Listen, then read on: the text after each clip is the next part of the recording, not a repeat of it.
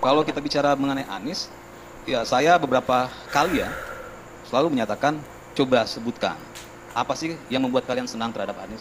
Apa sih kelebihannya? Apa sih yang sudah dia lakukan sesuai dengan janjinya dia? Itu nggak ada satupun yang bisa menjawab ya. Apa kelebihan Anies? Oke, coba kita tanya langsung Nggak, ya apa sama kelebihan Tuan. Anies dari apa yang sudah dijanjikan. Nah itu kan Oke.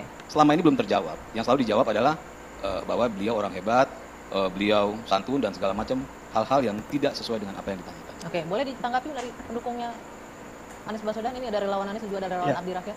Mas Kalau boleh saya langsung menanggapi ya, kenapa kemudian Anies Baswedan adalah salah satu sosok yang punya potensi besar memimpin bangsa ini. Sebelum sana tanggapi ini dulu mungkin. Apa kelebihan Anies Ya, yang terkait dengan kelebihannya, saya pikir dari awal kami mendukung Anies Baswedan gitu, untuk menjadi gubernur DKI. Yang pertama adalah karena Indonesia sedang menghadapi krisis keadilan sosial. Gitu, Kita bicara jawabannya begitu pemerataan, selalu, kan? kita bicara pemerataan pembangunan, kita bicara kemudian Indonesia harus maju dalam sektor apapun, tapi kita selalu lupa bahwa ada problem keadilan sosial. Nah, Anies Baswedan memimpin Jakarta dengan prinsip untuk memperjuangkan keadilan sosial bagi Ya. masyarakat Jakarta. Tuh, jawabannya selalu seperti Dan itu. artinya yang abu-abu ini yang nggak juga jelas dan tidak to the point. akan menjadi Oke. sebuah perjuangan yang akan dilakukan untuk membuat Indonesia berkeadilan sosial ke depan. Oke. Itu yang kemudian kami perjuangkan. Dan kalau bicara tentang seperti apa keadilan sosial, kita bisa lihat contoh sederhana yang paling sederhana. Kalau saya selalu bicara tentang bagaimana melihat kondisi Indonesia yang sebenarnya, maka lihatlah seperti apa kondisi jalanan kita hari ini, lalu lintas kita hari ini. Apa yang sudah dilakukan oleh Anies saat ini adalah misalnya sudah memberikan kesempatan kepada pejalan kaki misalnya dengan membuat trotoar yang sehingga kemudian orang bisa mengakses trotoar tersebut dan menjadi aman untuk berjalan kaki. Terus kemudian juga ada jalur sepeda yang dibuat. Itu Oke. satu contoh. Kalau pertanyaannya- Sekelas relawan saja itu nggak bisa jawab, ya kan? Apalagi bagaimana tuh orang-orang yang di bawah. Artinya orang-orang yang di bawah ini diberikan mimpi kosong, ya, diberikan informasi-informasi sesat dalam tanda kutip, ya.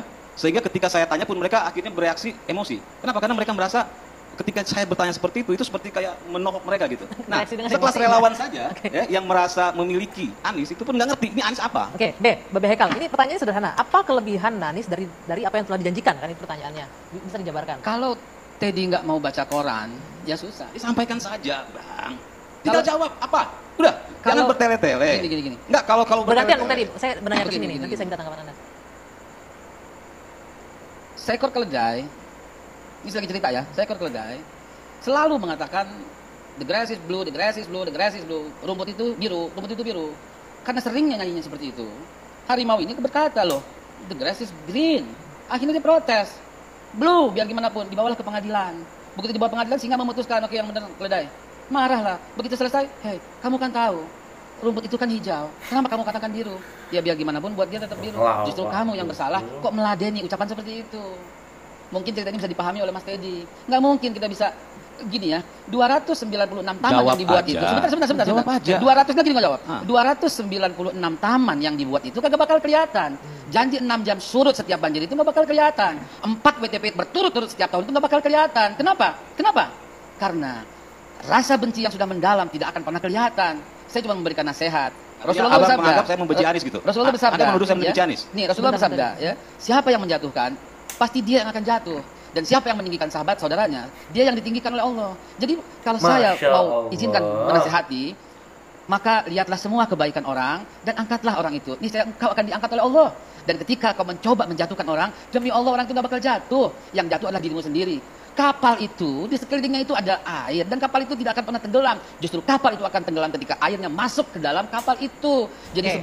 jadi bersihkanlah, menasihati. Kita- nanti- kita Nanti lagi tanggapi. lagi Benarkah? sholat Jumat nih, Nanti kira-kira. benarkah Ya, memang Jumat, kelompok ini Jumat. membenci Anies? Begitu pertanyaan dari Babe ya. Nanti dijawab nanti. Oh, dia bilang yang mengatakan benci saya nggak Dua bilang. sisi sesaat lagi. Silsilah keluarga Ganjar Pranowo. Buyut dari garis ayah Ganjar Pranowo adalah keturunan Sunan Kalijaga. Memiliki anak bernama Mangku Wirono, yakni kakek Ganjar. Ayah Ganjar, Sungkowo Pramujiwiryo, adalah seorang polisi bersahaja berpangkat sersan, mantan kapolsek, penumpas gerakan pemberontakan di Sumatera. Beristri Sri Suparni, ibu dari Ganjar yang sederhana. Mereka memiliki 6 anak, salah satunya adalah Ganjar Sungkowo. Nama awal pemberian orang tua sebelum berganti menjadi Ganjar Pranowo itu karena Sungkowo berarti kesedihan. Ganjar adalah mantan anggota DPR dan gubernur Jateng yang anti terhadap korupsi tapi selalu bermasalah dengan lahan warga Jawa Tengah. Ganjar menikahi Siti Atikoh Supriyanti, anak dari tokoh NU di Purbalingga, cucu dari Ganjar Kiai Haji Hisiam Abdul Karim, ulama tersohor pendiri pondok di Purbalingga. Memiliki satu anak, Muhammad Sinedin Alam Ganjar, peraih medali emas kompetisi sains 2015 di Korea Selatan. Jadi, seperti inilah pohon Itu ya. 4 kelebihan Ganjar Pranowo. Pada Januari tahun 2022, Lembaga Trust Indonesia merilis survei elektabilitas Ganjar Pranowo. Dari survei itu, ada 26 tokoh yang muncul. Nama Ganjar muncul di urutan ketiga dengan perolehan suara sebanyak 16,1%. 1. Ganjar Pranowo melek teknologi. Diketahui Gubernur Jawa Tengah itu adalah orang yang mengikuti perkembangan zaman. Di zaman saat ini yang sudah serba digital, dimanfaatkan betul oleh Ganjar. Hal ini dibuktikan Ganjar dengan aktif di media sosial. Berbagai kegiatan tugasnya sebagai Gubernur Jawa Tengah atau di luar itu selalu diabadikannya melalui media sosial pribadinya seperti Instagram, Twitter maupun YouTube. 2. Rajin silaturahmi dengan alim ulama.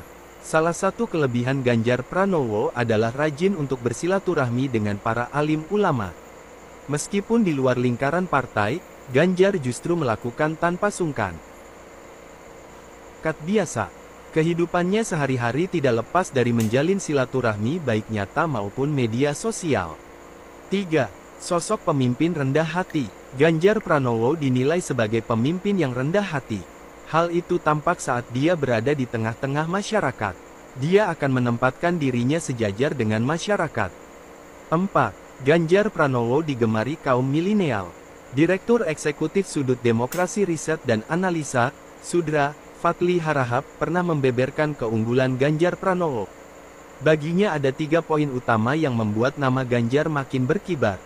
Karena seorang kepala daerah dan pastinya punya panggung lebih untuk terus meningkatkan kepopulerannya. Ganjar sosok yang digemari oleh semua kalangan, salah satunya kaum milenial. Hal ini dikarenakan Ganjar yang aktif di media sosial. Ketika situasi krisis, pemimpin hadir di situ itu sudah setengah menyelesaikan masalah karena rasanya ayem. Lihat wajah pemimpinnya. Meskipun lihat saya, alah paling kamu juga nggak bisa, saya nggak apa-apa. Yang penting itu tadi, hadir di tengah masyarakat. Ya, filosofi orang Jawa, minimal di Jawa Tengah itu hadir, silaturahmi, tertawa, bercanda itu menyejukkan. Mangan orang mangan kumpul. Kumpul itu adalah filosofi hangat, kumpul itu adalah persatuan, kumpul itu kehangatan yang bisa dibagi, dan itu awareness. Salah satu senior kita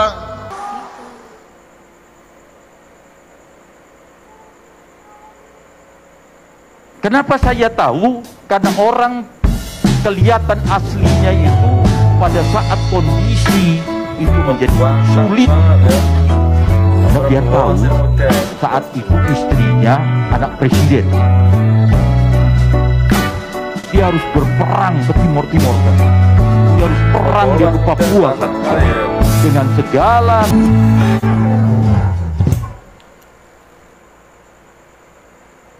Masih ada lagi. Hebat, pemimpin ini diakui dunia.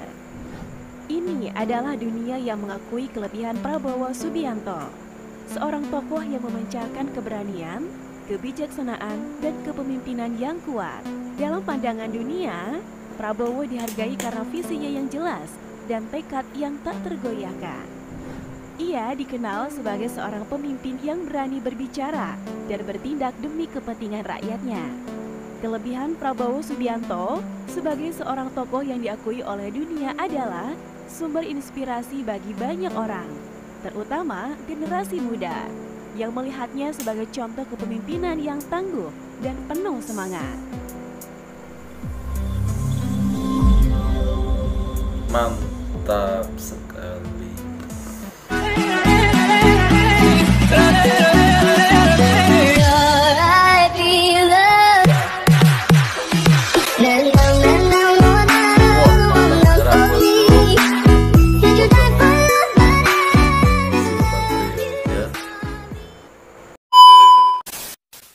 Oke teman-teman, itu tadi video kelebihan dari calon presiden Indonesia pada tahun 2024. Ada Pak Anies Baswedan, ada Pak Ganjar Pranowo, ada juga Pak Prabowo Subianto. Mungkin kalian lebih mengetahui karakter dari 3 kandidat calon presiden kita ini, yang pertama yaitu Anies, salah satunya beliau pernah menjabat sebagai gubernur, menteri pendidikan, apalagi ya mungkin buat kalian yang tahu ya silakan tulis komentar di bawah ini seperti apa karakter kandidat calon presiden kita.